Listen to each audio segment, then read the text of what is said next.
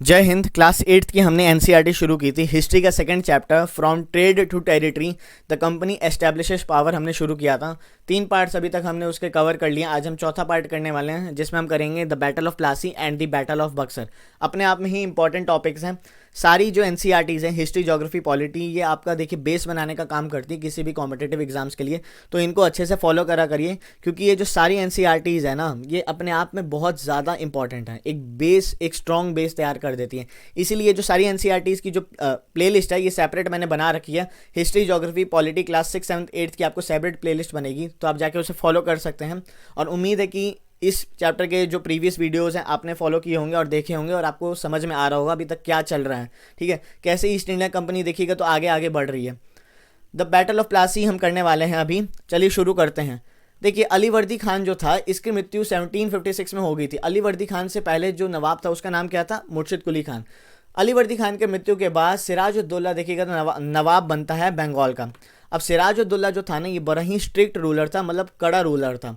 तो जो कड़ा रूलर था ना, ये कंपनी के देखिएगा तो नाक में दम कर देता था सिराजुद्दौला। और कंपनी को क्या चाहिए था? एक पपेट रूलर चाहिए था। कंपनी को पपेट रूलर क्यों चाहिए था? पपेट रूलर यानी कठपुतली क्यों चाहिए थी? कि कंपनी की जो भी डिसीजंस हो ना उसमें इंटरफेयर ना करे कोई भी रूलर। कंपनी टैक्सेस ना पे कर पाए, ठीक है, टैक्सेस वगैरह ना मांग पाए वो जो रूलर, पपेट रूलर बैठ रखा है। कंपनी का जो मर्जी चाहे कर सकें, वो फोर्टिफिकेशन कर सकें, जो मर्जी चाहे कंपनी करेगी, पर वो जो रूलर है वो कुछ चूं तक नहीं करेगा क्योंकि वो पपेट रूलर है। ठीक है, अब सिराजुद्दौला तो पपेट रूलर था नहीं, सिराजुद्दौला एक स्ट्रिक्ट रूलर था।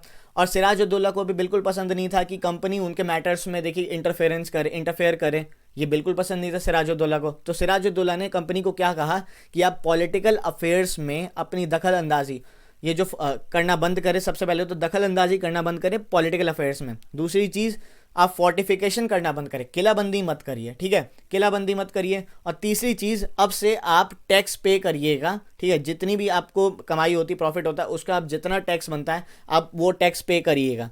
ये सारी जो शर्तें थी ये देखिएगा तो सिराजुद्दौला ने कंपनी के सामने रखी, पर कंपनी ने क्या कहा? कंपनी ने मना कर दिया क्योंकि कंपनी के चुल थी, उन्होंने सीधे सीधे मना कर दिया। अब सिराजुद्दौला का पारा चढ़ गया। अब सिराजुद्दौला देखिए क्या करता है। सिराजुद्दौला क्या करता है कि 30,000 सोल्जर्स के साथ जो इंग्लिश फैक्ट्री थी कासिम बाज़ार में, उस पर हमला कर देता है और कैप्चर कर लेता है वो जो फैक्ट्री थी। कंपनी ऑफिशियल्स को बंदी बना लेता है। ठीक है, वेयर हाउस को बंद कर देता है। इंग्लिश मैन जितने भी थे उन सब को डिसआर्म्ड कर देता है, यानी हथियार उन सब से ले लेता है। फिर जो जितनी भी शिप्स थी उन सब को ब्लॉकेड कर देता है। कौन? ये जो सिराजुद्दौला था।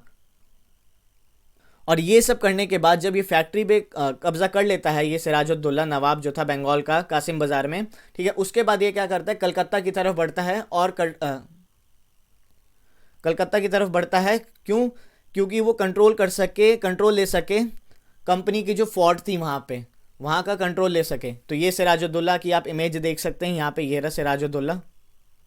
अब इसके बाद देखिए क्या होता है ना, जो कंपनी के जो ऑफिशियल्स हैं, जो यहाँ पे आप देख सकते हैं मद्रास में थे। Company officials in Madras sent forces under the command of Robert Clive. अब आप पूछेंगे रॉबर्ट क्लाइव कौन है? तो इस फोटो में जो आपको डमरू दिख रहा है यही है रॉबर्ट क्लाइव। तो इसके आदेश पे क्या होता है? कंपनी अपनी फौज भेज देती है कहाँ पे? बंगाल की तरफ फौज भेज देती है। और फाइनली देखिएगा तो 1757 में Robert Clive led the company's army against Sirajuddaulah at Plassey. और फाइनली देखिएगा तो 1757 में क्या होती है? बैटल ऑफ प्लासी होती है। ठीक है, बैटल ऑफ प्लासी होती है सिराजुद्दौला के खिलाफ। ठीक है, प्लासी एक जगह का नाम है, ये याद रखिएगा। 1757 में हुई थी बैटल। ये भी ईयर भी इंपॉर्टेंट हो जाता है। हिस्ट्री देखिएगा तो डेट ही सेंट्रिक है। ठीक है, डेट को तो आपको याद रखना ही पड़ेगा। तो 1757 में बैटल ऑफ प्लासी हुई थी। आगे देखें, one of the main reasons. अब देखिए सिराजुद्दौला और जब कंपनी की जो बैटल होती है, ये बैटल ऑफ प्लासी में, इसमें क्या होता है? सिराजुद्दौला हार जाता है। सिराजुद्दौला क्यों हार जाता है? उसके कुछ रीजंस थे, यहाँ पे देखिए लिख रखा है। One of the main reason for the defeat of Nawab was that the force led by Mir Jafar, one of the Sirajuddaulla's commander, never fought the battle. अब क्या हुआ था यहाँ पे? क्यों हार गया था सिराजुद्दौला? क्योंकि जो उसका एक कमांडर था मीर जाफर, उसकी जो फोर्सेस थी वो लड़ने ही नहीं आई। अब मान लीजिए अब लड़ने जा रहे हैं और फौजी ना आए तो अब तो आप हारेंगे ही ना, पिट पिटा के ही वापस आएंगे। ठीक है, जीत तो सकते नहीं है। तो वही चीज़ यहाँ पे हो गई थी। मीर जाफर कभी आया ही नहीं था बैटल लड़ने, और ये कमांडर हुआ करता था सिराजुद्दौला के टाइम पे। इसकी फोर्सेस आई ही नहीं, इसके कारण क्या हुआ? सिराजुद्दौला हार गया, बैटल ऑफ प्लासी हार गया। अब ये क्यों हुआ था? क्योंकि देखिए क्लाइव ने इससे बात की थी मीर जाफ़र से। मीर जाफ़र से कहा था कि अगर तुम मेरा सपोर्ट दोगे तो मैं तुम्हें नवाब बना दूंगा बंगाल का। किसको कहा था? मीर जाफ़र को। किसने कहा था? रॉबर्ट क्लाइव ने। तो ये याद रखिएगा। चलें, ठीक है। तो रॉबर्ट क्लाइव ने मीर जाफ़र को कहा कि तुम उनको सपोर्ट नहीं करोगे, ठीक है, उसके बाद जब हम उन्हें हरा देंगे तो तुम नवाब बन जाना। The battle of Plassey became famous because it was the first major victory the company won in India. और बैटल ऑफ प्लासी क्यों फेमस हुई थी? क्योंकि एक देखिएगा तो फर्स्ट मेजर विक्ट्री थी ईस्ट इंडिया कंपनी की इंडिया में, ठीक है। एक इन्होंने देखिएगा ना नवाब को हरा रखा था, ठीक है, एक किंगडम को हरा रखा था। तो यहाँ पे हमें ये देखने को मिलता है, इसीलिए आप देखिएगा तो बैटल ऑफ प्लासी फेमस होती है। बैटल ऑफ प्लासी के बारे में इतना हम पढ़ते हैं, ठीक है। तो ये 1757 में थी। आपने बैटल ऑफ प्लासी के मेन रीजंस देख लिए क्या क्या थे, ठीक है। तो आगे चलते हैं हम। आगे देखिए, अब हम देखेंगे दोस्तों बैटल ऑफ बक्सर। अब देखिए यहाँ पे जो ये छोटी छोटी पॉइंट्स बता रहा हूँ मैं आपको, battle of Plassey and battle of Buxar अपने आप में एक सेपरेट टॉपिक है। इसमें काफ़ी सारी ट्रीटीज भी आ जाती हैं, ईयर्स भी इंपॉर्टेंट होते हैं। तो वो चीज़ हम देखेंगे जब हम हिस्ट्री का एक सेपरेट सीरीज हम शुरू करेंगे। उसमें हम एंशिएंट, मिडाइवल, मॉडर्न तीनों चीज़ें कवर करेंगे, सीक्वेंस में कवर करेंगे, ठीक है। सीक्वेंस में कवर करेंगे, स्टार्टिंग करेंगे स्टोन एज से, Indus valley civilisation, modern empire, Vedic period, सब चीज़ करेंगे हम उसमें, ठीक है। उसके बाद मिडाइवल में आ जाएंगे। पर उससे पहले अभी हम एनसीईआरटी करें तो एनसीईआरटी पे फोकस करते हैं। बैटल ऑफ बक्सर अब हम देखेंगे। बैटल ऑफ बक्सर कब हुई थी? 1764 में। ईयर इंपॉर्टेंट है, ईयर याद रखिएगा, ईयर भी इंपॉर्टेंट है, ठीक है। और किसके बीच लड़ी गई थी ये भी आप याद रखिएगा। तो बैटल ऑफ प्लासी आपको पता चल गया। बैटल ऑफ बक्सर देखते हैं। After the defeat at Plassey, Sirajuddaulah was assassinated and Mir Jafar made the nawab. अब देखिए क्या हुआ, जब प्लासी में सिराजुद्दौला हार गया उसके बाद क्या हुआ, उसकी हत्या कर दी गई। हत्या करने के बाद नवाब कौन बन जाता है बंगाल का? मीर जाफर नवाब बन जाता है बंगाल का, जो एक कठपुतली था। Company was still unwilling to take over the responsibility of administration. Its prime objective was the expansion of trade. अब देखिए, अब आप सोचेंगे इस लाइन का क्या मतलब है, मैं बताता हूँ।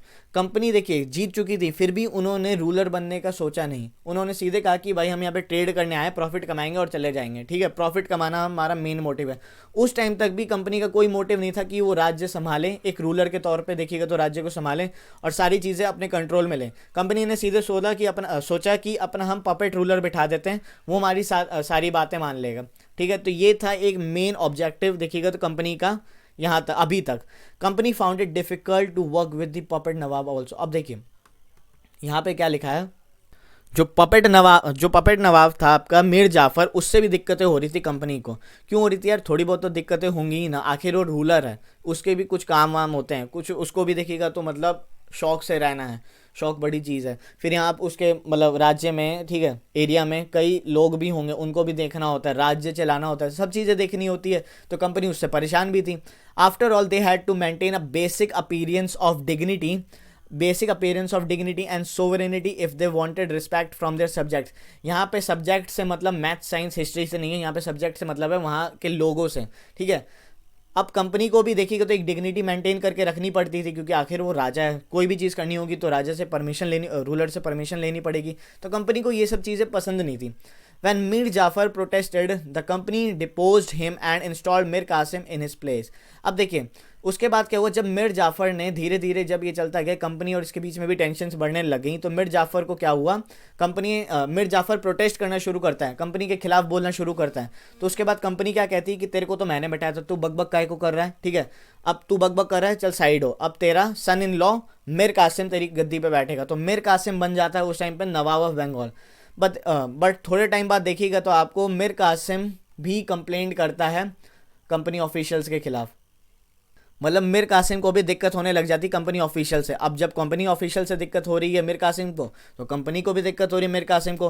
तो अब हर बार की तरह तो होगा नहीं कि चलो हटा देते हैं इनको गद्दी से, फिर किसी भी राह चलते को बना देंगे रूलर, नवाब। ऐसा हो नहीं सकता। ऐसा कभी होगा कि कोई भी राह चलता है उसको उठा के नवाब बना दिया? नहीं ना, ठीक है। तो इस बार होती है एक प्रॉपर बैटल, और जिस बैटल को हम कहते हैं बैटल ऑफ बक्सर, इसमें सिर्फ मिर कासिम नवाब ऑफ बंगाली इंक्लूड नहीं थे, ठीक है। 3 जने थे। 3 जने कौन थे? मिर कासिम गया, मिर कासिम, ठीक है, नवाब ऑफ बंगाल। उसके बाद देखिएगा तो अवध का जो नवाब था वो कौन था? सिराजुद्दौला, ठीक है, सिराजुद्दौला। उसके बाद आप देखिएगा तो मुगल एम्परर उस टाइम पे कौन था? शाह आलम II। तो ये 3 देखिएगा तो नवाब जो किंगडम्स थे यहाँ पे, मुगल एम्परर, अवध, मुगल एम्पायर, अवध, और उसके बाद नवाब ऑफ बंगाल। ये जो 3 थे ये आ जाते हैं वॉर लड़ने किसके खिलाफ? कंपनी के खिलाफ। और ये 3 मिलकर किसके खिलाफ लड़ रहे हैं? ईस्ट इंडिया कंपनी के खिलाफ, जिस बैटल को हम कहते हैं बैटल ऑफ बक्सर। तो हम देखते हैं Mir Qasim was defeated in battle of Buxar, यहाँ पे बक्सर सॉरी ई लिख दिया, आर होगा, 1764 में हुई थी। एंड अगेन मिर जाफर वॉज री इंस्टॉल्ड एज नवाब। अब देखिए मिर कासिम क्या होता है, जो तीन जो किंगडम्स थे ये हार जाते हैं बैटल ऑफ बक्सर भी, सोचिए तीन मिलके भी एक को नहीं हरा पाते।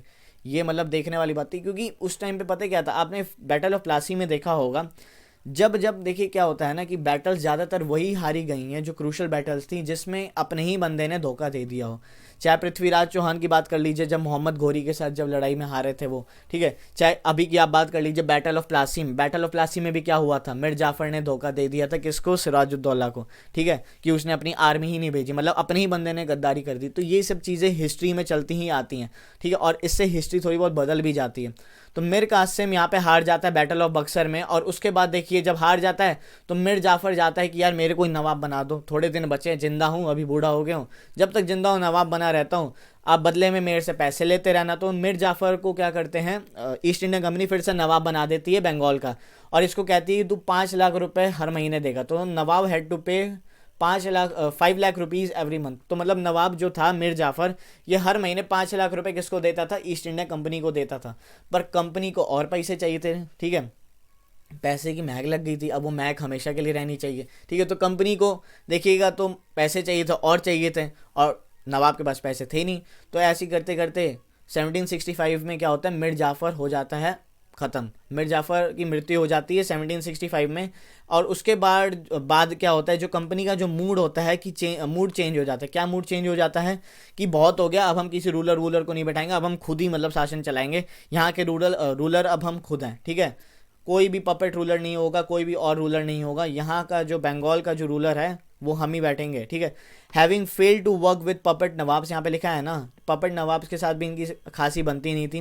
क्लाइव डिक्लेयर्ड, क्लाइव ने क्या कहा, we must indeed become nawabs our self, कि कहा हम खुद ही नवाब्स बनेंगे। अब यहाँ के बंगाल के नवाब्स कौन होंगे, ईस्ट इंडिया कंपनी के लोग, यानी रॉबर्ट क्लाइव आप कह सकते हैं, जो उस टाइम पे हेड थे, ठीक है। रॉबर्ट क्लाइव, एक मिनट दोस्तों, तो यहाँ पे अब कंपनी देखिएगा तो खुद ही नवाब बन जाती है। तो ये देख रहे हैं अब बैटल ऑफ प्लासी और बैटल ऑफ बक्सर के बाद कितनी सारी चीज़ें चेंज हो रही हैं। अब वहाँ पे देखिए कोई भी रूलर नहीं बैठेगा, ठीक है। अब वहाँ पे मतलब है मेरा बंगाल में, अब बंगाल को कौन चलाएगा, British sorry East India company ही चलेगी, कंपनी ही वहाँ पे चलाएगी। वहाँ का जितने भी टैक्सेस वगैरह होंगे, जितनी भी फोर्टिफिकेशन एडमिनिस्ट्रेशन का काम होगा, वो सब कौन देखेगा, ब्रिटिशर्स देखेंगे, यानी ईस्ट इंडिया कंपनी देखेगी। यहाँ पे कंपनी है, ठीक है, कंपनी बार बार यूज़ किया गया, वो ईस्ट इंडिया कंपनी है ये, ठीक है, वो याद रखिएगा। आप सोचेंगे कौन सी कंपनी, कंपनी का यहाँ पे सीधा सा मतलब है ईस्ट इंडिया कंपनी। तो यहाँ पे आपने ये देखा। नेक्स्ट देखे हम फाइनली देखिएगा तो 1765 में मुगल एम्परर कौन था उस टाइम पे, शाह आलम II अपॉइंट कर लेते हैं कंपनी को as diwan of the provinces of Bengal. दीवान देखिएगा तो अपॉइंट कर लेते हैं प्रोविंसेस ऑफ बंगाल का। अब आप सोचेंगे मुगल एम्परर क्यों, ठीक है, मुगल एम्पायर को तो खुद ही इन्होंने हरा दिया था बैटल ऑफ बक्सर में, ठीक है, फिर उन्होंने क्यों अपॉइंट किया। देखिए मुगल एम्परर मतलब जो था ना उस टाइम पे भी उस टाइम को भी देखिएगा तो देश को लीड कर रहा था, चला रहा था, ठीक है, तो उनकी भी कोई इज्जत नाम की चीज़ है, ठीक है। तो उन्होंने उनके पास गए और कहा कि आप ही दे दीजिए हमें दीवान, ठीक है, हमें राइट्स दे दीजिए यहाँ के बंगाल के। तो यहाँ पे मुगल एम्परर दे देता है, अपॉइंट कर लेता है कंपनी को as the diwan of the provinces of Bengal. The diwani allowed the company to use the vast revenue resources of Bengal. अब यहाँ पे जो दीवानी मिलती है ना बंगाल को, इसके बाद ये क्या करते हैं, बंगाल को एकदम मतलब चूसना शुरू कर देते हैं। यहाँ के जितने भी रिसोर्सेज थे रेवेन्यू रिसोर्सेज थे, उन सबको देखिएगा तो मतलब चूसना शुरू कर देते हैं। यहाँ की जो वेल्थ थी वो ड्रेन होना शुरू हो जाती है। यहाँ की वेल्थ ये ब्रिटेन ले जाके भरते रहते हैं, अपना शहर को डेवलप करते हैं। लंदन को आप देखते होंगे आज इतना बढ़िया है, वो भाई हमारी पैसों से बना हुआ है, ठीक है, लंदन आज हमारे पैसों से बना हुआ है। बंगाल से ले जाके पैसे ये वहाँ भरते रहते थे, वहाँ का इंफ्रास्ट्रक्चर बढ़िया करते रहते थे, बिल्डिंगें खड़ी करते थे, जो भी करते हो, पर वो बढ़िया करते थे अपने शहर को, यहाँ से पैसा ले जाके। अब धीरे धीरे क्या हुआ है कि यहाँ पे बंगाल में जो रिसोर्सेज थे ना, इसके कारण क्या हुआ, कम बंगाल के जो रिसोर्सेज थे इसके ख़त्म होने के बाद यहाँ पे बड़ी दिक्कतें देखने को मिलती हैं। This solved a major problem that the company had earlier. ये तो मैंने आपको एक्स्ट्रा बता दिया। अब देखिए इसके कारण क्या हुआ, जब इन्हें कंपनी को दीवानी राइट्स मिल गए ना, तो इसके बाद कंपनी की बहुत सारी जो प्रॉब्लम्स थी ना ये ख़त्म होगी। अब आप पूछेंगे क्या ख़त्म होगी, तो देखिए मैं बताता हूँ। 18वीं शताब्दी की स्टार्टिंग में क्या होता था, इंडिया में इनका ट्रेड तो फैल चुका था, व्यापार इनका अच्छा खासा एक्सपेंड हो चुका था, पर क्या होता था, जो ये गुड्स खरीदते थे ना इंडिया से, उसके लिए गोल्ड और सिल्वर जो हमें पे करने होते, हमें यानी सॉरी हमें बोल रहा हूँ, कंपनी को जो पे करने होते थे इंडियंस को, वो ये लोग ब्रिटेन से मंगाते थे, यानी अपना देखिएगा तो गोल्ड और सिल्वर खर्च करते थे इंडिया से गुड्स खरीदने के लिए। पर अब क्या हुआ, बैटल ऑफ प्लासी के और बक्सर के बाद क्या हुआ, जो ये बाहर से ब्रिटेन से गोल्ड और सिल्वर मंगा रहे थे, अब वो नहीं मंगाते। अब ये क्या करते थे, यहीं से कमाते थे, यहीं से गुड्स खरीद लेते थे। ठीक है, ठीक है, यानी जब दीवानी राइट्स मिलकर टैक्सेस वगैरह आप कलेक्ट कर रहे हो तो पैसा भी यहीं से कमाते थे बंगाल से ये, और यहीं से कमा रहे हैं और यहीं से गुड्स खरीद के ले जा रहे हैं, यानी अपना कोई भी गोल्ड और सिल्वर या जो भी वेल्थ इनके पास है उसको खर्च नहीं कर रहे हैं, यानी इनका तो मुनाफा ही मुनाफा। और इस वजह से क्या होता है, हमारी जो वेल्थ होती है ये ड्रेन होती रहती है, ड्रेन यानी बह जाती है, ठीक है, ख़त्म होते रहती है बहुत तेज़ी में, मतलब बह जाती है, तभी तो ड्रेन ऑफ वेल्थ हम एक कॉन्सेप्ट कहते हैं, तो इसे याद रखिएगा आप। Now revenues from India could finance company expenses. अब इसके बाद ये लोग क्या कहते हैं करते हैं कि जो रेवेन्यूज़ आ रहे हैं हमें इंडिया से मिल रहे हैं, ये सारी जो कंपनी के एक्सपेंसेस हैं इसको फाइनेंस करेंगे। अब कंपनी के एक्सपेंसेस क्या हैं देखिए, these revenues could be use to purchase cotton and silk textiles, cotton and silk जो टेक्सटाइल्स है इसको खरीदने में, company maintain company troops, company की जो आर्मी थी इसको मेंटेन करने में, सैलरीज वगैरह पे करनी होती हैं, and meet the cost of building the company's fort and offices at Calcutta, यानी जो कंपनीज़ के जो किले बनने हैं, उनके जो ऑफिसेस बनने हैं, उसका सारा खर्चा भी कहाँ से ये यूज़ करेंगे, बंगाल से यूज़ करेंगे। मतलब बंगाल को मतलब एकदम चूस लिए, सारी इसकी जो वेल्थ थी इसको यूज़ करके अपनी प्रॉफिट के लिए, ठीक है, अपनी अच्छाई के लिए ये यूज़ करते रहे, वहाँ के बारे में एकदम इन्होंने नहीं सोचा था। ठीक है, तो ये था दोस्तों आज का टॉपिक। नेक्स्ट टॉपिक में हम करने वाले हैं, आज ही बस इतना ही था ना, हाँ ठीक है। नेक्स्ट टॉपिक हम करेंगे कंपनी ऑफिशियल्स नबोब्स और कंपनी रूल एक्सपेंड्स, ये दो टॉपिक्स हम करेंगे। ठीक है, नबोब्स यानी आप सोचेंगे नबोब्स क्या है, वो नवाबसी हैं, वो ब्रिटिशर्स को बोलना नहीं आता था उस टाइम पे कंपनी को, ठीक है, जो लोग थे वो नबोब्स कहते थे। ठीक है, नबोब्स बड़ा अजीब सा लग रहा है ना। ठीक है, तो ये हम पढ़ने वाले कंपनी ऑफिशियल बिकेम नबोब्स। उम्मीद है कि आपको battle of Plassey, battle of Buxar का जो ये थोड़ा बहुत टॉपिक था, छोटा सा टॉपिक था, ये समझ में आया होगा। इस पर ट्रीटीज़ वगैरह के बारे में नहीं लिख रखा है, वो मैं आपको अलग से समझा दूंगा। वीडियो को शेयर करिएगा, चैनल पे अगर आपने अभी तक सब्सक्राइब नहीं किया है तो सब्सक्राइब करिएगा। Thank you so much, God bless you all, जय हिंद।